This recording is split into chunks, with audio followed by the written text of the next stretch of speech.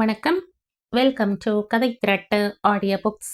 இந்த வீடியோவில் நம்ம என்ன கதை கேட்க போகிறோம்னா, நிலா பெண்ணே கதையின் 4வது பகுதி. நம்ம சேனலை இதுவரைக்கும் சப்ஸ்கிரைப் பண்ணாதவங்க சப்ஸ்கிரைப் பண்ணுங்க. பக்கத்தில் இருக்கிற பெல் ஐகானை கிளிக் பண்ணி ஆல்ங்கிற ஆப்ஷனை ப்ரெஸ் பண்ணுங்க. ஸோ தட் நான் போடுற கதைகளை உடனுக்குடனே நீங்கள் கேட்கலாம். வாங்க கதைக்குள்ளே போகலாம்.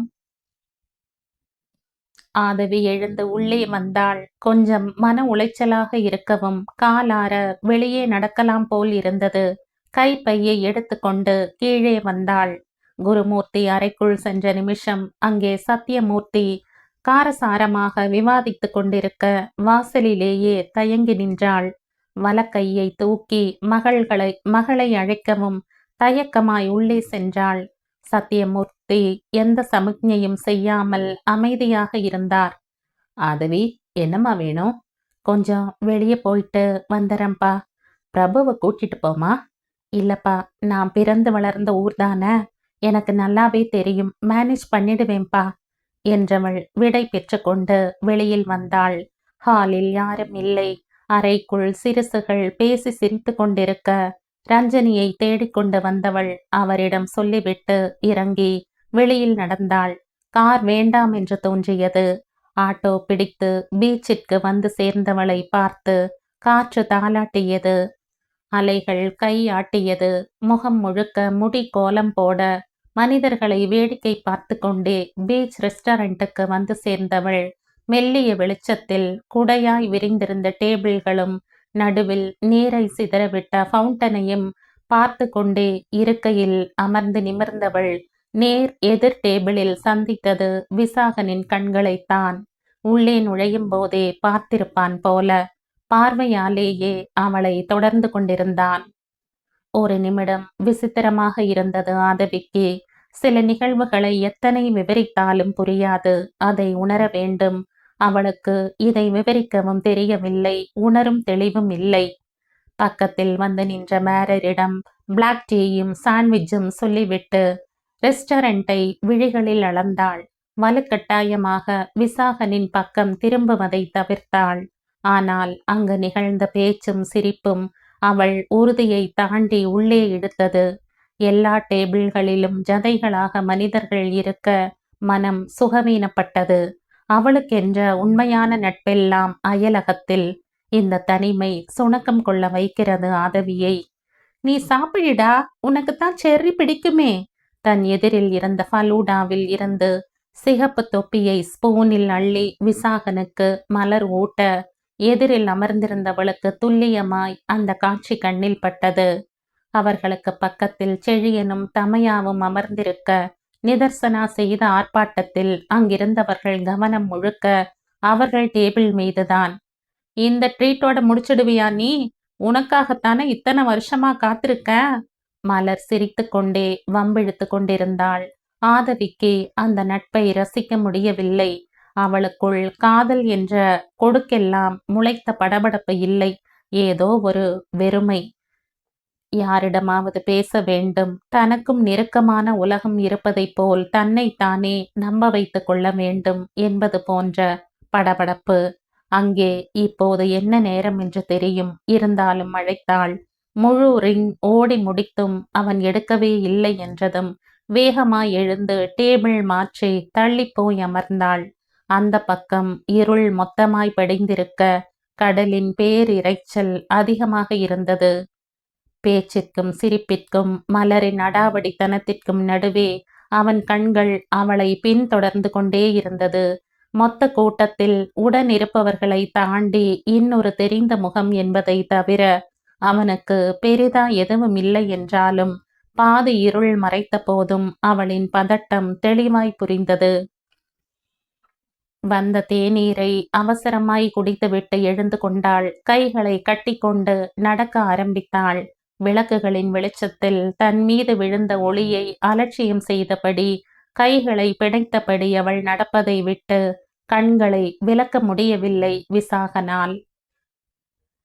என்ன மறைத்தும் அவன் கள்ளத்தனம் எதிரில் அமர்ந்திருந்த மூவருக்கும் புரிய அவன் பார்வையை கடத்திய வழியை திரும்பி பார்த்தார்கள்.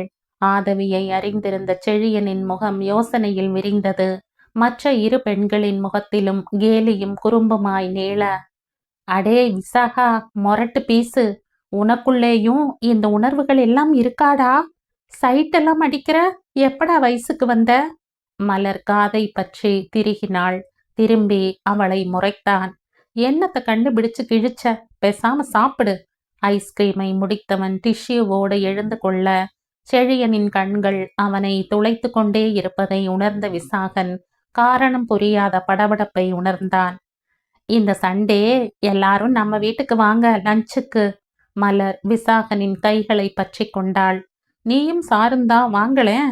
நிறைய சமைக்க கத்து வச்சிருக்கேன். நான் யாருக்கு செஞ்சு போடுறதாம்? நீங்க வாங்க நம்ம வீட்டுக்கு. குழந்தை போல முகம் மலர்ந்த மலர் தமையாவின் வகுப்பு தோழி. தயாபரன் சார் இவர்கள் கல்லூரி பேராசிரியர். நன்மதிப்பு கால ஓட்டத்தில் பேரன்பாக மலரின் அன்பும் அவர்கள் உடனான நட்பும் பவித்திரமானது என்றால் தயாபரன் மீதான மரியாதை விலை மதிப்பே இல்லாதது. அந்த இக்கட்டான சூழ்நிலையில் விசாகன் துபாய் செல்ல துணையாய் நின்று நண்பர்கள் மூலம் வேலைக்கு ஏற்பாடு செய்து அனுப்பி வைத்ததும் தயாபரன் தான். அவனுக்கு அங்கே எந்த இடையூறும் நேராமல் பார்த்து கொண்டவரும் அவர்தான். நீ ஏன் இப்படி சுத்திட்டே இருக்க? You are 25. இன்னும் தாமதிக்க வேண்டாம் மலர், நான் சார்கிட்ட பேசுறேன் என்றான் செழியன். அவள் முகம் மாறி நிறம் இழக்க, அந்த கலகலப்பும் தொணதொணப்பும் பிடுங்கி வீசியது போல் நொடியில் சோர்ந்து போனாள். நால்வரும் எழுந்து நடந்தார்கள். நிதர்சனா விசாகனின் தோளில் உறங்கியிருந்தாள். கண்ணுக்கு எட்டிய தூரம் வரைக்கும் ஆதவி இல்லை. வேடிக்கை பார்ப்பது போல் அவன் கண்கள் தன்னிச்சையாய் அவளை தேடியது. மலர், ஜோக்ஸ் அப்பார்ட், ஏன் கல்யாணத்தை தள்ளி போடுற? செழியன் கண்டிப்பான குரலில் கேட்டான். நான் தள்ளி போடல, அது தன்னால தள்ளி போகுது. அப்பாவை தனியா விட்டுட்டு போக முடியாது. அப்பாவை கூட வச்சுக்க சம்மதிக்கிற ஆண்கள் ரொம்ப குறைவு. அதுல பாதி பேருக்கு என்ன பிடிக்கல, மீதி பேரை எனக்கு பிடிக்கல. அப்படியே காலம் ஓடுது. என்ன மாதிரி சுமாரான கேஸ்களுக்கு கல்யாணம் ஆகிறது கஷ்டமா செழியா என்றாள் சிரிப்போடு. அப்படியெல்லாம் மனசை விட்டுடாத. உன்னை விட சுமாரான தமையாவுக்கே நடந்திருக்கே என்றான் சிரிக்காமல். அந்த நிமிடம் அந்த கேலியை ரசித்தாலும் உள்ளுக்குள் பலமாக காயப்பட்டாள் தமையா.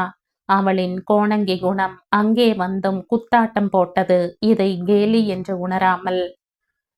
அதுக்கு அவளுக்கு மாதிரி ஒரு மாமமக வேணுமே சொல்லி சிரித்தவளை ஆட்சேபித்தபடியே காரை இழுத்து கொண்டு வந்தான் செழியன்.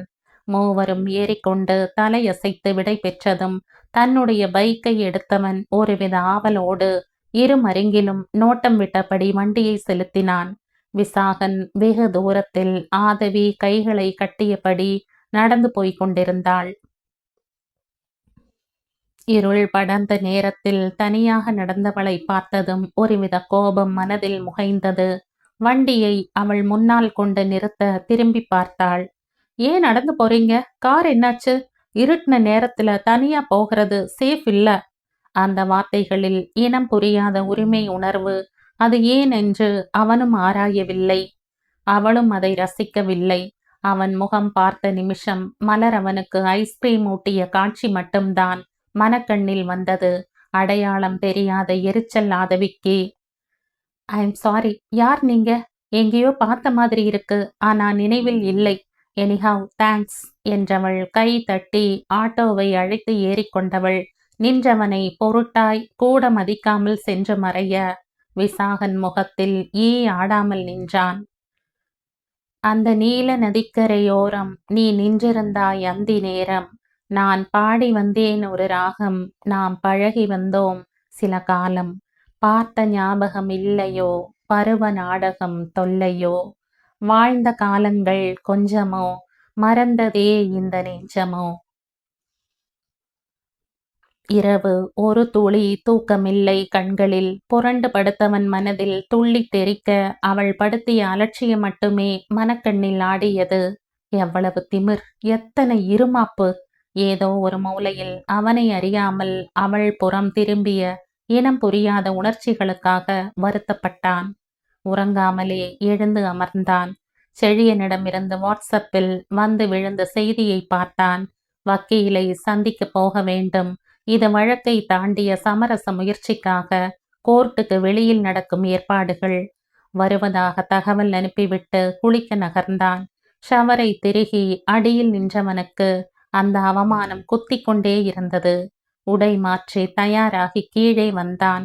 உமையாள் தன் பாட்டுக்கு பேசிக்கொண்டே இருக்க மொபைலை பார்த்தபடி 2 இட்லிகளை சாப்பிட்டு முடித்தவன் செழியன் வர சொல்லியிருந்த ஹோட்டலுக்கு வண்டியை செலுத்தினான்.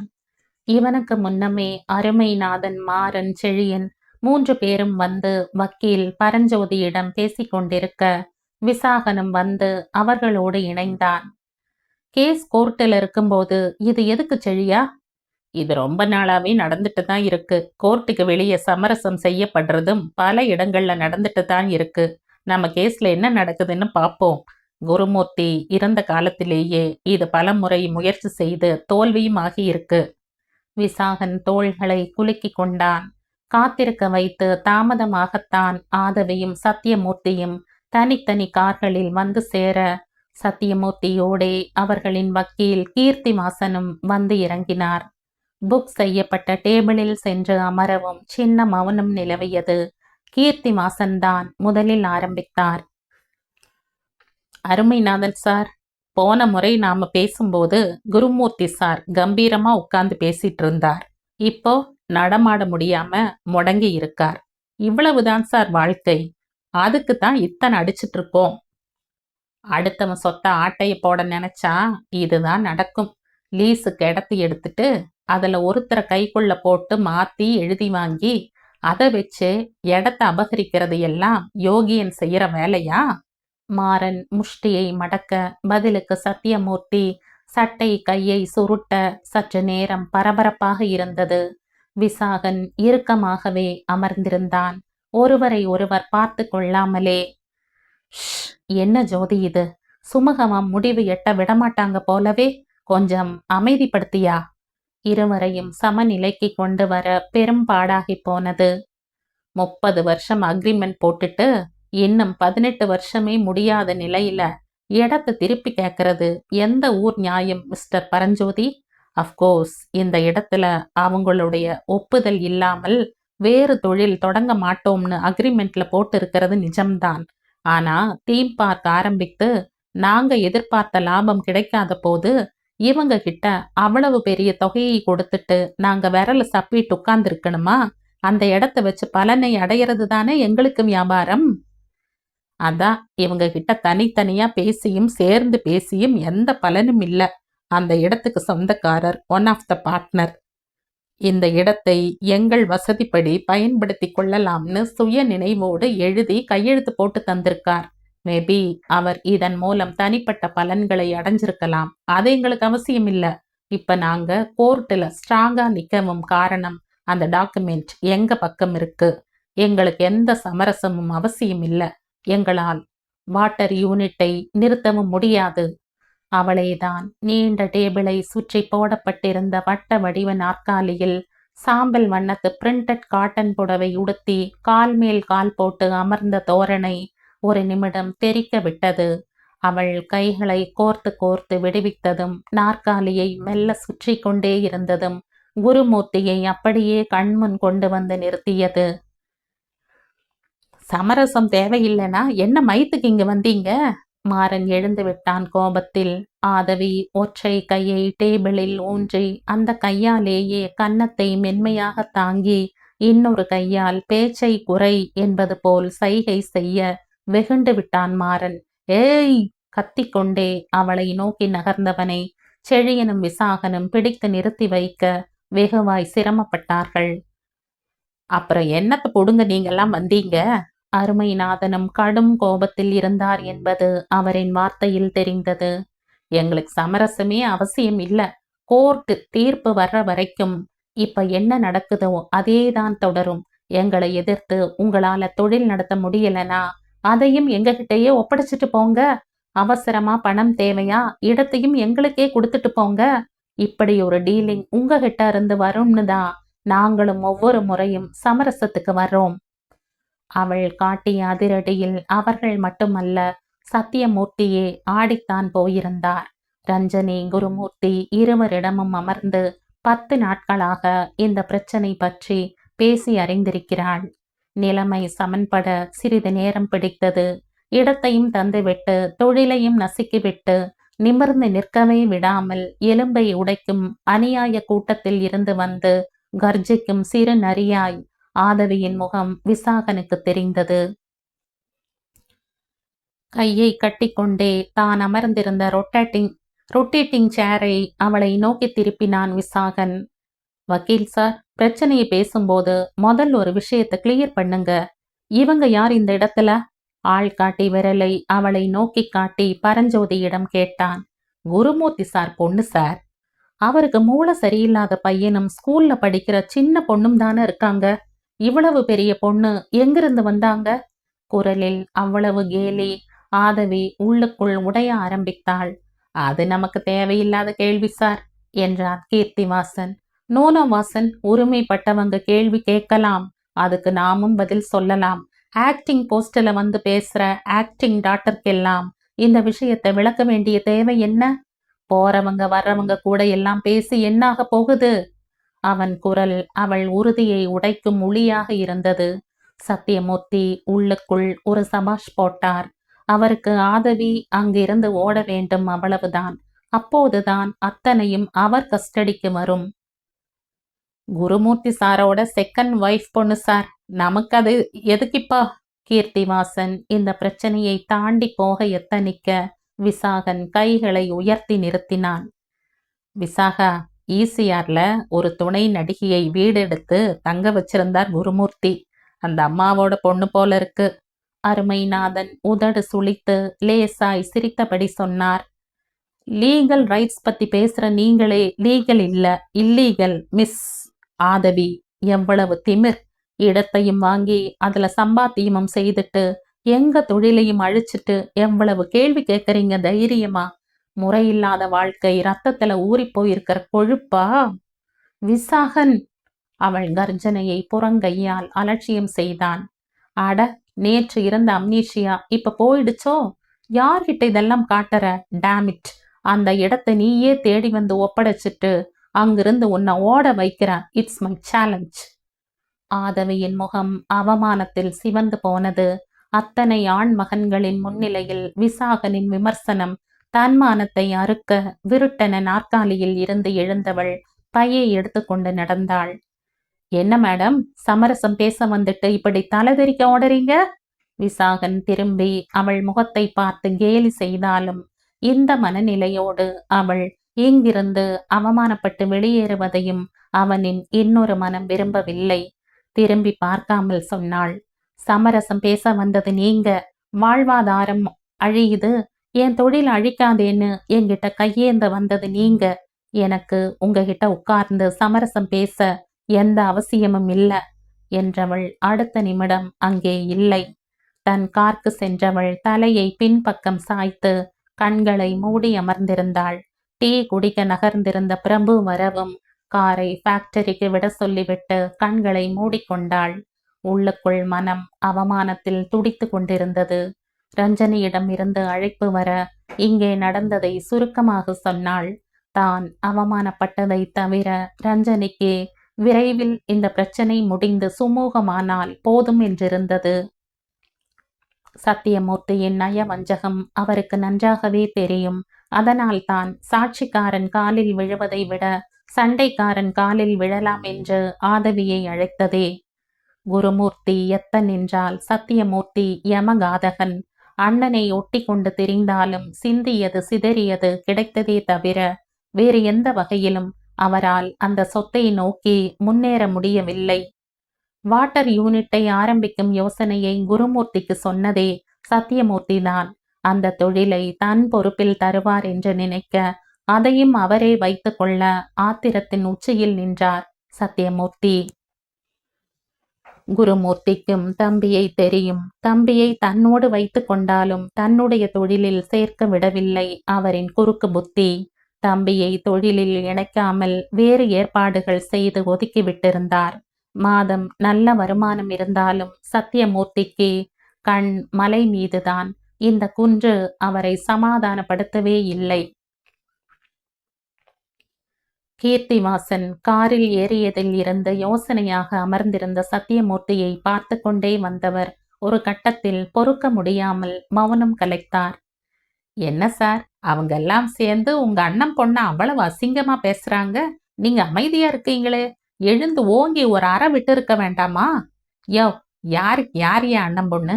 சும்மா வாயை பொத்திட்டு வாங்க, எவ்வளவு பேசினா எனக்கு என்ன? மீசையை முறுக்கி கொண்டார். என்னங்க இப்படி சொல்றீங்க? உங்க அண்ணியே அப்படித்தான்னு சொல்லித்தானே இங்க அனுப்பியிருக்காங்க. அவங்களே ஏத்துக்கிட்ட பிறகு உங்களுக்கு என்ன? அவங்க கிரிமினலுக்கே பொண்டாட்டி.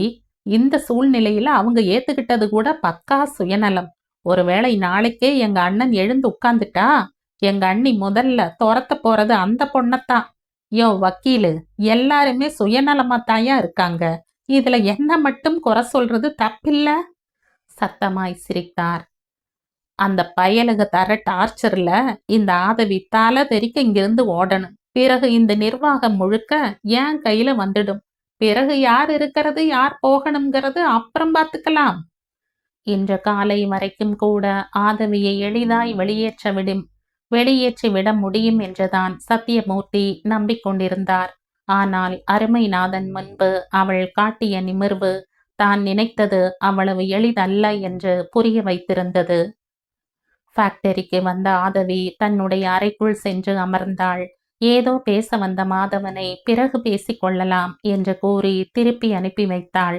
ஜன்னலோரம் சென்று நின்றாள். எப்போதும் அவளுடைய இடம் அதுதான். நெடுஞ்சாலையை முழுதாய் காட்டும் வகையில் ரோடை பார்த்தபடி இருந்த அறை. ஃபேக்டரிக்கு வந்து போகிறவர்களும் தெரியும். விசாகன் ஃபேக்டரியும் அவன் நடமாட்டமும் சில நேரம் லோடு ஏற்றும் போது கவனம் ஈர்க்கும் அந்த குரலும் கேட்கும். அவள் இங்கு வந்த நாள் தொட்டு ஏதோ ஒரு வகையில் குரலாய் நிழலாய் பார்வையாய் ஏதோ ஒரு பிரத்யேகத்தை அவளுக்கு உணர வைத்து கொண்டே இருக்கிறான். அவனுடைய வார்த்தைகளை தான் செரிமானம் செய்ய இயலாமல் தவிக்கிறாள். செழியனின் காரும் அதை தொடர்ந்து விசாகனின் பைக்கும் ஃபேக்டரி வளாகத்திற்குள் நுழைவது தெரிந்தது. தன்னுடைய இருக்கையில் வந்து அமர்ந்தாள். நீயே ஒரு இல்லீகல். மறுபடியும் அந்த குரல் காதில் ஒலிக்க உதடு துடித்தது. இந்த வார்த்தைகளையும் வாழ்க்கையையும் சந்திக்க பிரியமற்றுத்தான் அவள் இங்கிருந்து கண் காணாமல் ஓடிப்போனதே. எழுந்து தீம் பார்க்கிற்குள் நடக்கலானாள். வேடிக்கை பார்ப்பவர்களை பார்த்து கொண்டே நடந்தாள். மர்ம மாளிகை உள்ளே நுழைந்தவர்களை டிஜிட்டலில் பயமுறுத்தி கொண்டிருக்க உள்ளே போனவர்கள் அலறி அடித்து கொண்டு திரும்ப ஓடி வந்தார்கள். விதவிதமான நீர் ஊற்றுக்கள், குழந்தைகளை சுண்டி இழுக்கும் ராட்சத ராட்டினங்கள் என்று அத்தனையும் குதூகலத்தால் நிறைந்திருந்தது. ஒரு சுற்று சுற்றி நுழைவு வாயிலுக்கு வந்து சேர்ந்திருந்தாள். இப்போது மனதின் கனம் குறைந்திருந்தது. விசாகனின் யூனிட்டில் இருந்து லோடு ஏற்றப்பட்டு கொண்டிருக்க அவனுடைய நடமாட்டத்தை உணர முடியவில்லை. ஆதவி அதை உணரவும் விரும்பவில்லை. கையில் இருந்த தொலைபேசி சிணுங்க எடுத்து பார்த்தவள் முகத்தில் ஒரு அவசர சந்தோஷம் மலர்ந்தது. ஆதவி, மறுமுனையில் விமல் துள்ளி குதித்தான். விமல், என்னடா இந்த நேரத்துல? எங்களுக்கு நைட் அம்மணி. அதுதான்டா முட்டாள், என்ன இந்நேரத்துலன்னு கேட்டேன். நைட் சாப்பிடும்போது 3 முறை புரை ஏறிடுச்சுடி, அதான் என்ன நினைச்சியோன்னு கேட்க வந்த. அவன் கேலி செய்யத்தான் சொன்னான். ஆனால் உண்மையாகவே காலையில் நேர்ந்த அவமானத்திற்கு பிறகு அவள் மனம் அந்த நண்பனை தான் தேடியது. நினைச்சண்டா, எனக்கு உன்னை விட்டா யார் இருக்கா? ஓவரா சீன் போடாதடி, அது உடம்பு கொத்துக்காது. மாமா அத்தையெல்லாம் எப்படி இருக்காங்க? இன்னும் 25 வருஷத்துக்காவது ரொமான்ஸ் பண்ற ஆரோக்கியத்துல இருக்காங்க. ஏண்டா இப்படி அசிங்கமா பேசுற? ஆதவி சிணுங்கிய போது லோடு ஏற்றுவதை மேற்பார்வை பார்த்து கொண்டிருந்த விசாகனின் காதில் சரியாய் விழ அவன் முகம் போன போக்கை பார்த்து அவனையே கூர்மையாய் பார்த்து கொண்டிருந்த செழியனுக்கு சூழலை மீறிய சிரிப்பு வந்தது. யார் இவன் அப்படின்னு அசிங்கமாய் பேசுகிறான்? அதை இவளும் ரசிக்கிறாள். சரியான ஊர் சுத்தி போல. செழியன் சிரிப்பை மறைக்க உள்ளே போக விசாகனின் காதுகள் இன்னும் கூர்மையானது. வேலையெல்லாம் எப்படி போகுதுடி? வேலை இல்ல, இது என் கடமை. அதை செய்ய நிறைய காயப்படுறேன். ஆனாலும் நடந்ததை எப்படி மாற்ற? கசப்பாய் சிரித்தாள். அப்படி யார் உன்னை என்ன சொன்னா? அங்க என்னதான் பிரச்சனை? அது இப்படி நின்னு 5 நிமிஷத்துல சொல்லக்கூடியது இல்ல. இடத்த குடுத்து, அதுக்கு பணத்தையும் வாங்கிட்டு, அந்த இடத்துல நாம சம்பாதிக்கிறத பார்த்து பொறாமப்பட்டுட்டு, இடத்த திரும்ப கேட்டு போராடுற பொறாமை கும்பல் அது. காலையில அதுல ஒரு பிளடி இடியட் என்ன கடுமையான வார்த்தையால ஹர்ட் பண்ணிட்டான். நீ மட்டும் அங்க இருந்திருந்தேன்னு வை, அவன் கை கால முறிச்சு போட்டிருப்ப. காட்டு மிராண்டி, ஒரு பொண்ணோட தனிப்பட்ட விஷயத்த சபை நடுவுல அசிங்கமா பேசுறவன். அவன் வீட்டிலும் பெண்கள் இருப்பாங்க இல்லையா? இத்தனை நேரம் அவளுடைய உரையாடலை மெல்லிய ரசனையும் மிதமான பொறாமையுடனும் கேட்டுக்கொண்டிருந்தவனுக்கு அவளின் வார்த்தைகள் கண்மண் தெரியாத கோபத்தை உண்டாக்கியது. சரட்டென லாரி மறைவில் இருந்து வெளிப்பட்டு அவள் முன்னாக போய் நிற்க அவனின் எதிர்பாராத பிரசன்னத்தில் அதிர்ந்து போனான். அவசரமாய் பேச்சை முடித்து கொண்டு வர தலை கோதிக்கொண்டு எதிரில் நின்றான். திரும்பி நடக்கப் போனவளை சொடக்கிட்டு நிறுத்தினான். அசிங்கமா இல்ல?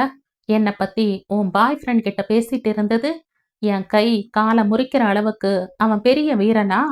விசாகனின் முகத்தில் கோபத்தை 2ஆம் முறையாக இன்று பார்க்கிறாள். உங்களுக்கு அசிங்கமா இல்ல நான் பேசினத ஒட்டு கேட்டது? ஹே, உன் வீட்டுக்குள்ள வந்து மறைஞ்சு நின்னு நான் கேட்கல. நீ தெருவுல நின்னு பேசிட்டு இருக்க இடியட். பல்லை கடிக்கவும் ஆதவியின் ரத்தமும் சூடேற ஆரம்பித்தது. ஆமாம், நான் பேசினதுல என்ன தப்பு? அதேதான், நான் சொன்னதுலயும் என்ன தப்பு? நீ குருமூர்த்தியோட செகண்ட் சேனல் பொண்ணு தானே? இது ஊருக்கே தெரியுமே. நான் சொன்னா மட்டும் எதுக்கு கோபம் வருது? விசாகன்! அந்த குரல் அத்தனை சிதறி இருந்தது. கண்கள் 2 மீன் தொட்டியாக இருக்க அவள் இட்டிருந்த காஜல் கரைந்து கண்ணீரே கலங்களாய் மாறி இருந்தது. இதுக்கு மேல என் பர்சனல பேச உங்களுக்கு அனுமதி இல்ல. நீங்க யார் என் வாழ்க்கை பத்தி பேச? சொல்லும் போதே கண்ணீர் அவள் சொல் பேச்சு கேட்க மறுத்து கன்னத்தை முத்தமிட்டு விட்டது. அவசரமாய் புடவை முந்தானையை எடுத்து முகத்தை துடைத்தாள். அவன் கோபமெல்லாம் நொடியில் பஸ்மமாக சமநிலை பெற இயலாமல் தடுமாறினான். நான் என்று ஆரம்பித்தவனை கைகள் உயர்த்தி தடுத்தாள். எனக்கு எந்த விளக்கமும் வேண்டாம். நான் யார்னு எனக்கு தெரியும். அதை நீங்கள் ஏன் தினம் 4 முறை சொல்லி சொல்லி சந்தோஷப்படுறீங்கன்னும் எனக்கு தெரியும். என்னை ஜெயிக்க வழி தெரியல, அதுதான் சிதைக்க பாக்குறீங்க. நீங்க சாடிஸ்டா? எனஃப் என்றவள் வேகமாய் இடத்தை கடந்தாள். அன்றொரு நாள் மீராவும் கண்ணனை நினைந்தாள். ஏனோ அவளுடைய தலை எழுத்து மன்னனை மணந்தாள். அதுவரைதான் தன் கதையை என்னிடம் சொன்னாள். நான் அதில் இருக்கும் என் கதையை உன்னிடம் சொன்னேன்.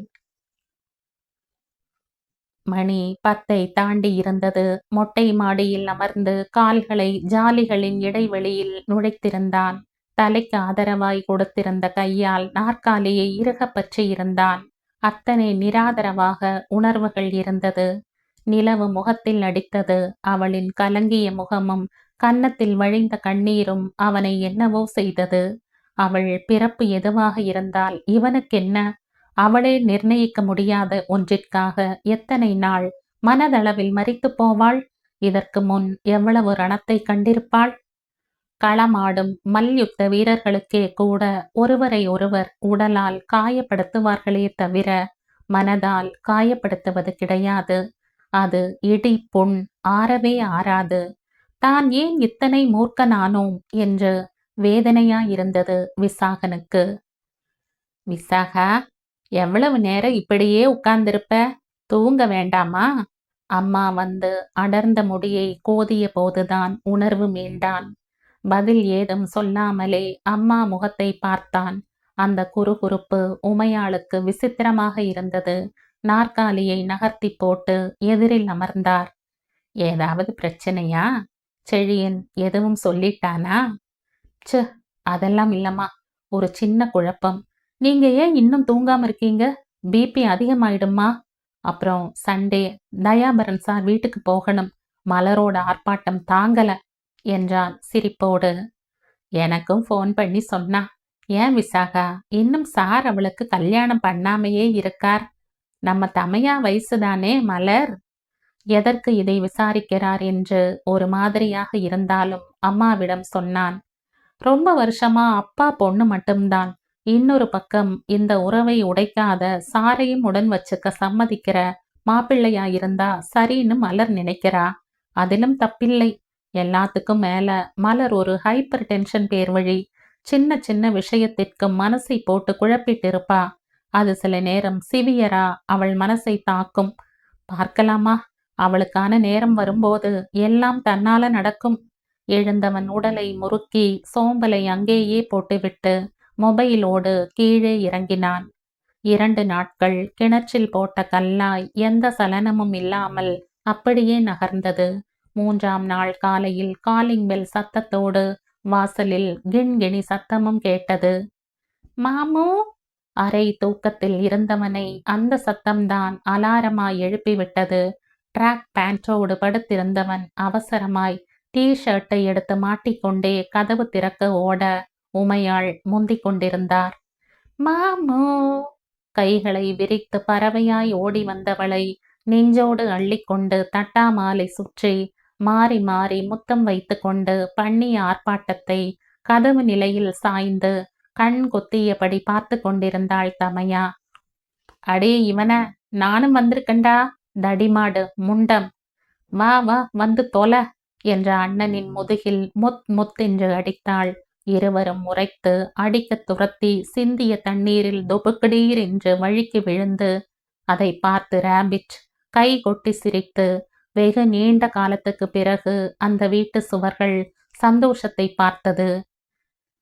மூச்சு வாங்க சோஃபாவில் தொப்பென விழ உமையாள் காஃபி போட உள்ளே போனார். நிதர்சனா விசாகனின் மடியில் அமர்ந்து ஷர்ட்டின் வெளியே தெரிந்த மார்பு முடிகளை பீக்க ஆரம்பிக்க கூச்சமும் வலியும் ஒரு சேர, உஷ் வலிக்குது ராபிட், என்ன வேலை இது?